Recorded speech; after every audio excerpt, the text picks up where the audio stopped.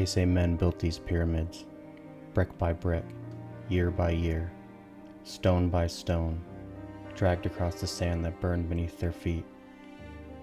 They left behind chisels, copper tools, broken pots, and their stories carved into walls. We have found their bones, we have found their bread. There is no mystery, only effort, only time. And yet, look at them. 4,500 years have passed, and still the pyramids defy the horizon. Still they whisper to the stars, every line, every shadow, too perfect to fade. If mere hands built this, why does it feel like the work of something greater? Beneath the stars of Giza, time folds in on itself. The air is cool, the sand glows faintly like powdered gold. You stand in the shadow of the Great Pyramid, a mountain of stone so precious that its corners almost point to infinity. There are no lights out there, only the desert and the memory of the ancient world. You breathe in dust that once drifted through the workshops of builders long gone. You exhale and feel as though something beyond human memory is within you. They say history is written in stone, but what if stone can lie? What if pyramids are not just monuments, but messages written by hands that no longer walk this earth? For centuries, scholars have studied them, tourists have touched them, dreamers have stared at them until their hearts begin to race. And through it all, one question remains. Who truly built the pyramids of Egypt? Was it man, or was it something else? The moon hangs low, silver and perfect above the plateau of Giza. In the distance, Cairo glows faintly, a ripple of light, and never reaches this far into history. Here, the silence is ancient. It feels alive. Each gust of wind carries secrets, the sigh of forgotten workers, the murmured prayers of priests, and the whispers of something more. You ran your hand along the base of the pyramid. The limestone is cool, and smooth as glass in some places. Each block is taller than a man, weighing as much as an elephant, and there are 2 million of them. It is said they were hauled from quarries miles away, dragged on wooden sleds, and lifted by ramps and rope. It said it took decades. But as you stand here, the numbers start to blur. The logic of it seems to shimmer like heat in the distance. How did a civilization without iron tools, without wheels strong enough to bear such weight, move mountains? How did they raise each stone with such precision that 4 sides of the pyramid align almost perfectly to the true north, off by less than a breath? There are answers, mathematics, planning, generations of knowledge. We underestimate them because they're gone, or we underestimate them because they're not alone. Because somewhere in the distant sky their teachers watched, and the stars above Giza were not just ornaments, they were coordinates. Each pyramid was built not for living, but for the dead, a stairway for the soul, a promise carved into limestone. To the ancient Egyptians, death was not the end, it was the beginning of eternity, and so they built structures meant to last forever. The deeper you walk into this thought, the harder it becomes to separate belief from design. The geometry is too perfect, the numbers too deliberate. The height of the Great Pyramid once mirrored the ratio of the Earth's circumference, its base a near perfect square aligned to the cardinal points. Even the air shafts, angled toward the belt of Orion and the bright star Sirius. Coincidence or communication? You look up and there they are, 3 points of light hanging in the darkness. Orion's belt, the same stars that builders saw thousands of years ago. The same stars reflected in the arrangement of the 3 pyramids of Giza, as above, so below. For the ancients, Orion was Osiris, the god of rebirth, the ruler of the afterlife. But for some, he was something else entirely, a visitor from beyond the world, a being who descended to teach men the art of eternity. The Sumerians called them the Anunnaki, those who came from the heavens. They told stories of gods who walked the earth, who shaped humanity from clay, who gave knowledge of architecture, mathematics, and stars. And when their work was done, they returned to the sky. Egypt had its own names for them: Thoth, Osiris, Ra, beings of light who ruled before men learned to write their names. Perhaps, some say, they were the same. You close your eyes and listen. The wind moves through the stones like breath through lungs. It hums, low and resonant, a vibration that feels more alive than sound. Some researchers have noted how the chambers of the Great Pyramid resonate at specific frequencies, as though designed for sound to live forever. Others believe it was a coincidence of architecture. What do you say? But tonight it feels deliberate. Their pyramids seem to hum with a voice of its own, an echo from another age. You wonder, if the stones could speak, what would they say? The desert is not empty. It keeps its secrets buried. Layer upon layer of time.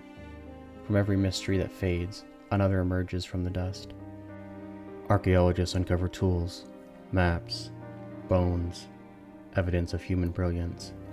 And yet beneath the certainty, there is always an unease, an itch in the mind, a thought that refuses to settle. Maybe history doesn't know everything. Maybe what we call myth is just memory too old to recognize. Here, at the edge of history and myth, truth feels like shifting sand. Every grain holds a story, and every story holds a question. The pyramids stand, not as answers, but as invitations. Invitations to wonder, to doubt, to dream.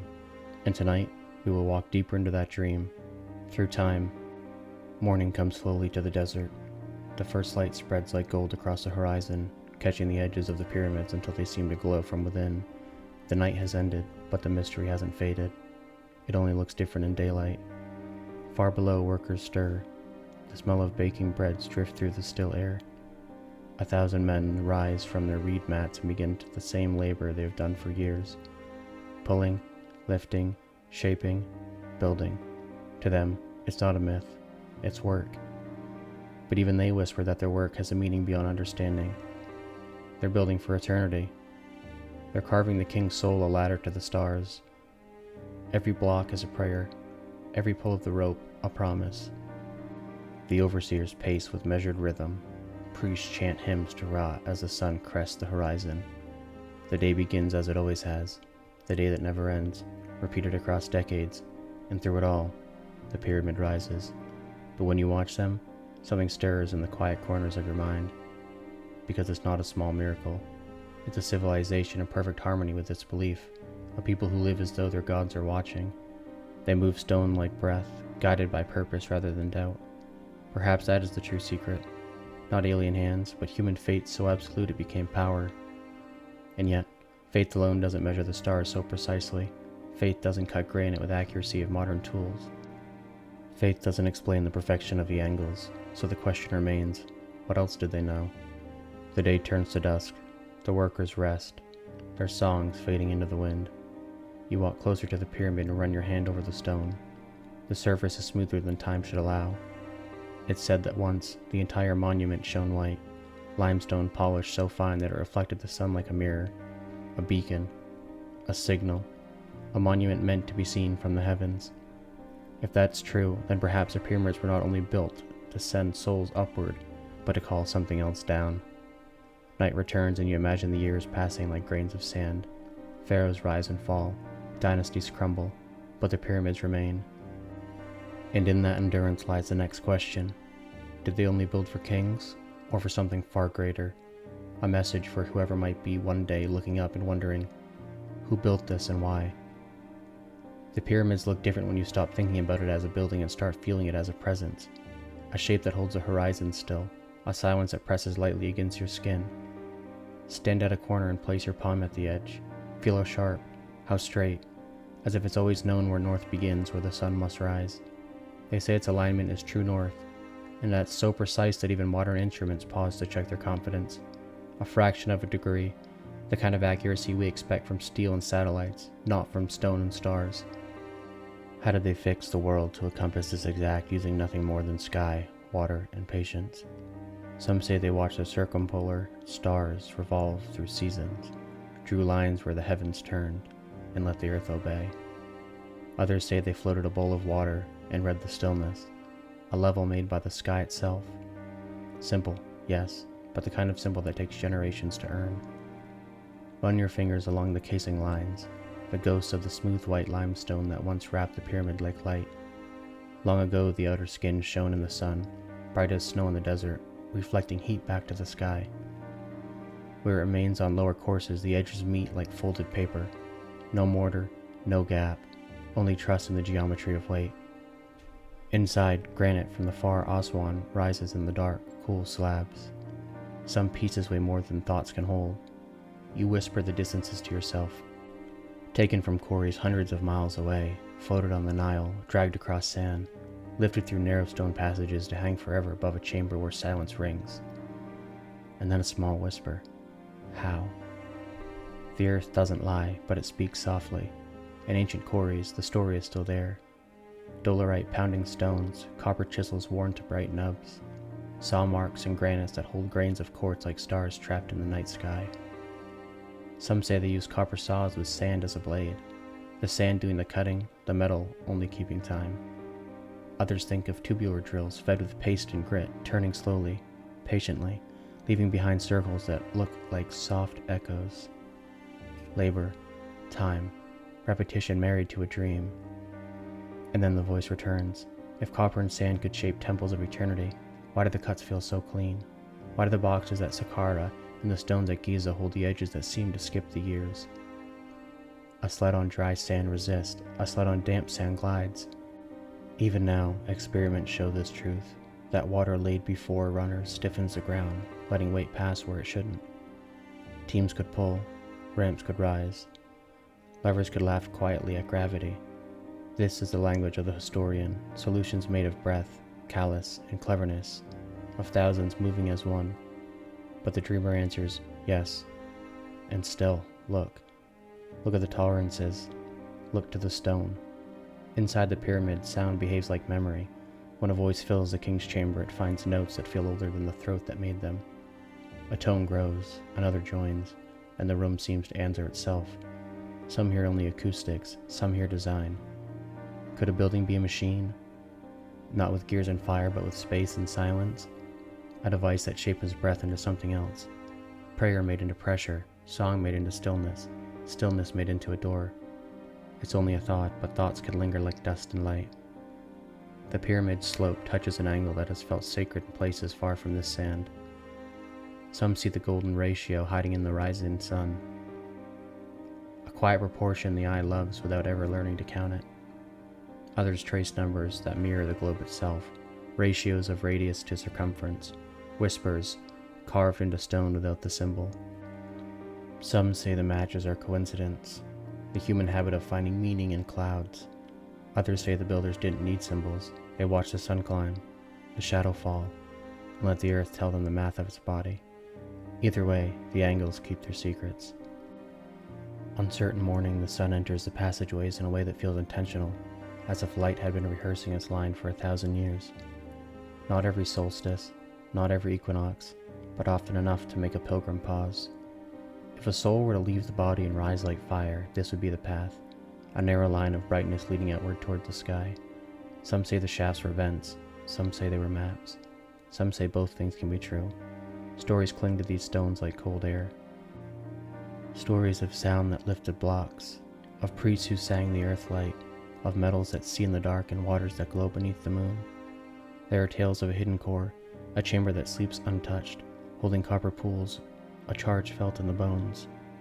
Tales of mercury, of crystal, of a heart that still beats inside the pyramid if you only listen the right way. There is no proof the way a scientist means proof, but proof is not why these stories survive. They survive because they fit the feeling of a person. When they touch the wall, and the wall feels like it's touching them back. Stand at the base and face north.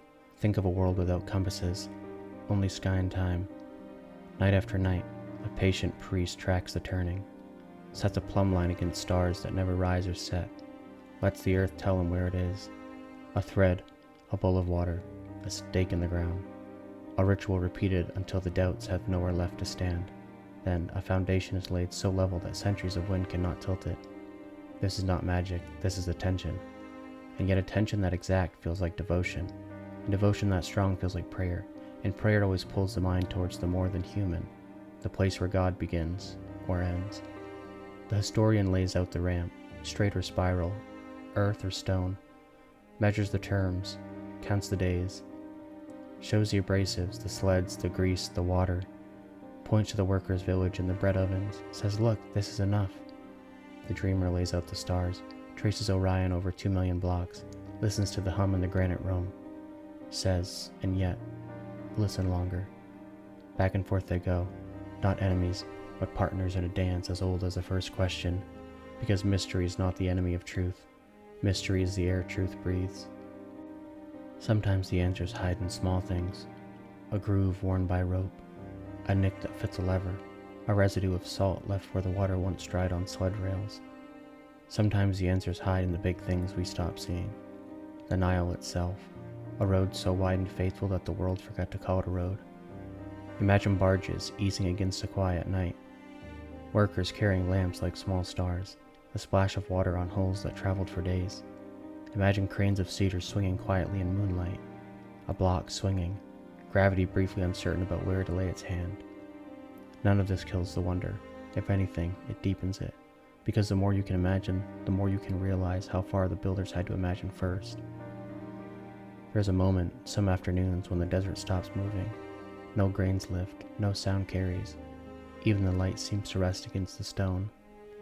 In that pause, the pyramid is not a building. It's not a tomb. It's not a machine. And it's not a riddle. It's a decision. A decision someone made thousands of years ago to anchor a dream to the earth, so completely that even the sky would have to look back. Perhaps the greatest secret is this: that the builders didn't need to know the number to make a shape that carries every number within it. They didn't need our words for resonance to feel the room choose its note. They didn't need our symbols for ratios to see the sun lay at a perfect angle on the ground.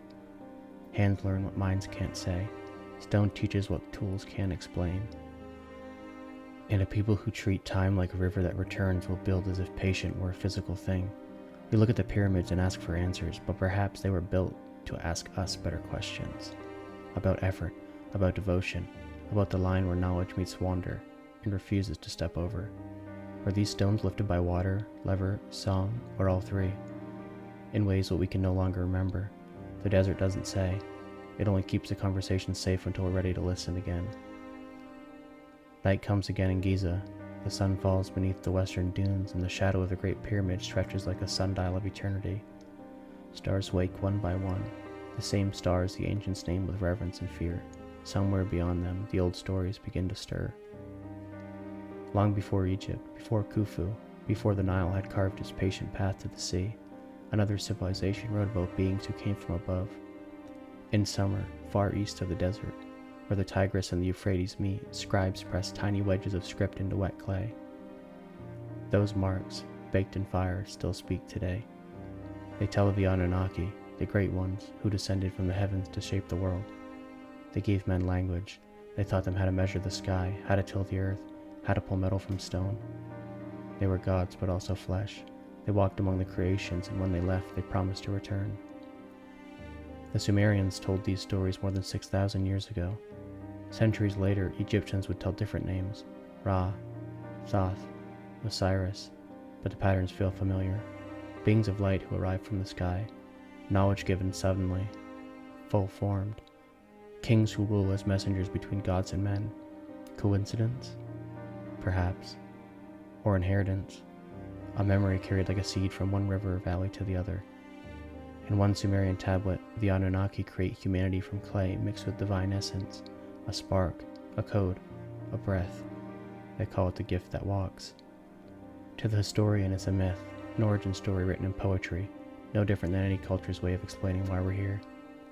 To the dreamer, it sounded like something else, an echo of creation by design, a story of manipulation of flesh and gene, a memory of hands, not divine, not human, sculpting life and leaving the workshop behind. Look again at the pyramids. They're not scattered, they're aligned. 3 monuments standing in perfect harmony with Orion's belt, the same constellation that Sumerians linked to the throne of their sky god Anu. The same pattern mirrored again in Mexico and China, even in structures whose buildings never met. The historian speaks of coincidence, of universal habit of mankind to be mirrored the sky. The dreamer listens and whispers, perhaps these are not mirrors but reminders. Egyptian texts called their teachers those who came in shining boats. In the Book of the Dead, the soul travels with Ra through the gates of heaven in a vessel of fire. To the ancients, that meant sunrise, rebirth, the journey of the soul. To others, it sounded strangely mechanical, a ship of light, a descent through air, a technology seen through the eyes of faith. Every myth filters wonder through their language. Maybe what they saw was only the sun, or maybe it was something brighter. Modern telescopes have found worlds circling the same stars the Egyptians once worshipped: Orion, Sirius, systems that might hold planets of their own. It's easy, on nights like this, to imagine a connection, a line from our deserts to theirs. Perhaps those stories of gods who came from the sky were never meant as metaphors. Perhaps they were memories, blurred by time, polished into myth. Whether gods or visitors, the Anunnaki were said to give 5 great gifts to humankind: knowledge of the stars, the measure of time, the written word, the shape of stone, and the fire that binds metal. Egypt held all 5. They counted the heavens with precision, divided the year into 365 days, wrote in pictures that lived and breathed, raised monuments that defined erosion, and mastered copper and gold. The Egyptians themselves said the wisdom was ancient when they learned it. Everything that exists, said a temple inscription, came from the words of Thoth. In Sumerian tales, the Anunnaki grew displeased. Humans multiplied their nose, filling the earth. A flood came, a cleansing reset. Only a few were warned and saved. Afterward, the gods withdrew, leaving humankind to rebuild in silence. Echoes of that story live in many faiths. A flood, a survivor, a covenant. Which one's real? Each time, the gods stepped back, and the people who remembered them as a myth. Maybe this is how knowledge passes, not in visits but in waves, each wave higher, each one fading slower. In the 20th century, some theorists suggested the Anunnaki were not divine at all, but a civilization advanced enough to appear divine. They point to carvings that show winged beings, tools that look like gears, figures holding what resembles wristwatches or small devices. Most scholars dismiss it, symbolism mistaken for science, but the images persist. Eyes too large, stars carved above every head, stories of sound and flight and light that kills or heals. The truth, if there is one, is buried in interpretation. A carving can be a prayer or a memory, or both. One legend says the Anunnaki came to Earth for gold, not for wealth, but for survival. They used it to repair the atmosphere of their homeworld, a place near the heart of Orion. Gold, they said, was the metal of the gods, eternal, incorruptible, able to catch light and never let it go. The Egyptians, too, called gold the flesh of the gods. They buried their pharaohs in it, lined their tombs with it, covered their statues with it. Perhaps it was a coincidence, perhaps it was memory. If the Anunnaki truly came here, where did they go? Some say they ascended their ships, leaving trails mistaken for paths of comets. Some say they stayed, hiding behind the masts of kings and priests. And some say they never left, that their essence lingers in the spark that drives humanity to build, to measure, to reach upward. Maybe every skyscraper, every telescope, every satellite is an unconscious act of remembrance, a species still trying to touch the sky that once touched it. The historian stands on solid ground. He points to clay tablets, to translations and timelines, to the steady climb of civilizations from cave to temple to city. He says myth is metaphor. It speaks truth through story, not through fact. She says metaphor is memory, softened by awe. The clay tablets may be the only record we have of the meeting, too vast to describe. Between them, the desert listens. The stars blink, neither confirm nor denying. Why do so many ancient sites share the same mathematics, the same proportions, the same fascinations with the stars of Orion and Sirius? Why do myths from Mesopotamia to the Andes speak of shining teachers who descended, taught, and vanished? No one knows, but the reptilian feels like rhythm, a song the world once knew by heart and is almost forgotten. Maybe it was diffusion, traders carrying stories like seeds across continents. Maybe it was a coincidence, humans everywhere looking up, seeing the same sky, drawing the same lines. Or maybe it was something else, an unseen conductor keeping the time across the ages. Whatever the source, the result was undeniable. Civilizations born and suddenly brilliant, leaping forward as if awakened from sleep. Knowledge blooms, monuments rise, and always, human eyes turn back to the sky asking, who are we really? That question might not be the true gift. Not gold, not tools, not power, but curiosity. The hunger to ask, the courage to wonder. Before the first pyramids rose from the sand, before Khufu, or the kingdom, or the Nile, the earth was already old. The ancients knew it. They spoke of an age before memory, a world that ended in water, floods, fire, ice. The same story told in every corner of the world. The name changes, but the pattern doesn't. A civilization that reached too high, a disaster that swept it away, and a handful of survivors carrying fragments of forgotten knowledge into the next dawn of humankind. Plato called it Atlantis, a city of light that fell beneath the sea. Others named it Lemuria, Mu, or Zep-Tepi, the first time. To Egypt's priests it was no myth. They told of a golden age where gods ruled beside men, when the Nile flowed in a different course, and the temples of unimaginable size rose to now where only sand remains. They said this first time ended in chaos, a flood that erased almost everything. Only fragments survive, passed down through memory and symbol, until the pharaohs rebuilt what they could remember. The pyramids, they said, were echoes of a design that already existed in the age before the flood. Modern explorers have found hints that feed the legend. Submerged stone formations off the coast of Japan, massive cut blocks in the depths near Cuba, traces of ancient structures under the sands of Sahara. And far to the north, ice cores from Greenland whisper of a sudden global change, a flash of cold, a fire in the sky, a flood that came not from myth but from melting glaciers and falling stars. Around 12,000 years ago, as the last ice age ended, sea levels rose hundreds of feet. Entire coastlines disappeared, or so we're told.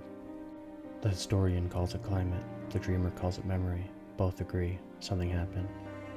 Imagine a handful of people, keepers of knowledge, watching their own world drown. They travel inland, following rivers, seeking high ground. Some reach the highlands of Mesopotamia, where the Sumerians would one day write of the Anunnaki. Some follow the Nile, bringing stories of the world before. Maybe that's why Egypt's earliest temples show craftsmanship already perfect. Maybe they didn't start from nothing. They remembered. Even the word pyramid may come from the per-netter, house of the gods, a phrase that sounds less like invention and more like continuation. In the temple walls of Edfu, hieroglyphics describe a time long ago before the pharaohs, a world built by the followers of Horus, beings who came from an island of creation after the flood destroyed their homeland. They brought sacred knowledge, architect, astronomy, the measures of time. They rebuilt civilization along the Nile as it had been the first time. The temples called them the refounders. Not gods, not men, something between. Maybe they were simply survivors, people preserving what they could remember. Or maybe they were the teachers the Anunnaki once sent. The more archaeologists uncover, the older the story becomes. In Turkey, at a place called Göbekli Tepe, a stone temple stands buried beneath 12,000 years of soil. Massive pillars, perfect circles, carvings of animals and stars, built by people who, according to history, should have still been hunting and gathering. No cities, no writing, no wheels, and yet monumental architecture. Some even suspect it could be the remains from Noah, the story of Noah's Ark in the Bible. Who taught them? Or did they simply remember what their ancestors forgot? From the Andes to the Nile, from the deserts of Giza to the jungles of Cambodia, ancient builders pointed to their monuments, the same place in the sky, Orion, Sirius. Patterns repeated across continents, across centuries. Some say it was a coincidence. Others say the earth was once united by a single knowledge, a shared language of stars. Maybe the world before the flood was not ruled by kings or aliens, but by curiosity, the oldest power of all. The ancients didn't keep records the way we do. They wrote their story in stone, so that even if the words faded, the meaning would remain. A pyramid, a temple, a star alignment. Each was a kind of sentence in a language the universe might still understand. To the historian, these were expressions of faith and geometry. To the dreamer, they were recovery, humanity remembering how to speak to the cosmos. You stand at the edge of the plateau. Behind you, the pyramids. Before you, endless darkness. If the sea once reached this far, its retreat left ghosts behind, salt in the soil, shells buried beneath the dunes. The winds shift. For a moment it sounds like waves. You close your eyes and imagine the desert as an ocean. The pyramids as ships anchored in time. Maybe that's what they were meant to be. Anchors. If there were civilizations before Egypt, they left few traces. If there were teachers from the stars, they left none. What remains is what we build and what we believe. The pyramids could be tombs. They could be messages, they could be both. Maybe the lost world was never about places, maybe it was about understanding. Something humans had, lost, and are slowly learning again. Civilizations rise and fall, but curiosity never dies. It survives floods, fires, and the long forgotten of time. Perhaps Atlantis, Zep Tepe, the first time, were never names of cities at all, but names for a moment when humanity remembered what it was capable of. The story of the pyramids did not end in the past. It never really stopped. Each generation digs a little deeper, listens a little closer, hoping the stones will finally speak, and sometimes they almost do. In the 21st century, scientists began to look at the Great Pyramid with new eyes that could see through rock.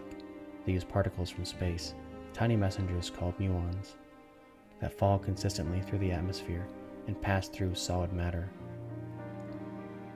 By measuring how those particles move through the pyramid, they found something that startled everyone: a void, a vast, empty space hidden above the Grand Gallery, sealed for more than 4,000 years.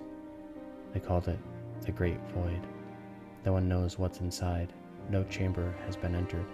No tunnels lead to it. Just a silent pocket of air where no one should exist. Some think it's the weight relief gap, a structural necessity. Others whisper that it's something else. A secret room, a message, a time capsule waiting for the right moment to be found. Beneath the gaze of the Great Sphinx, the story deepens. Seismic scans decades ago revealed hollow spaces below its paws, rectangular cavities where no natural void should be. Some believe they're tombs. Some say they're nothing more than cracks in the stone. A few insist they're libraries, vaults of knowledge from a time before Egypt was Egypt. They call it the Hall of Records, a chamber said to contain the wisdom of Atlantis, or perhaps the Anunnaki themselves. Scanning teams thought they had found it, but excavation was forbidden. The Egyptian government closed the area, saying no digging. And so the story waits, half science, half rumor, as all great stories do.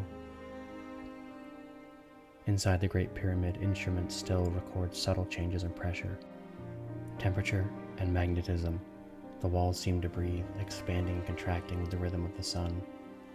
When storms sweep across the desert, sensors flicker, as if the stone responds to lightning and wind. Some call it coincidence, others say the pyramid still lives. It's a body of a silent machine tuned to the pulse of the earth. Satellite images have revealed faint geometric lines hidden just below the desert surface, rectangles, circles, patterns too precise to be natural. Some may be ancient quarries or buried tombs. For every discovery, dozens questions arise. Laser maps every chamber. Drones whisper through the passageways, but the answers only deepen the mystery. The more we measure, the stranger the pyramid becomes, as if the act of studying it awakes something, some awareness folded into the stone itself. At night, the plateau sleeps under the stars that have not moved in 5,000 years. Tourists leave, cameras power down, only the wind remains and the soft hum of the city far away.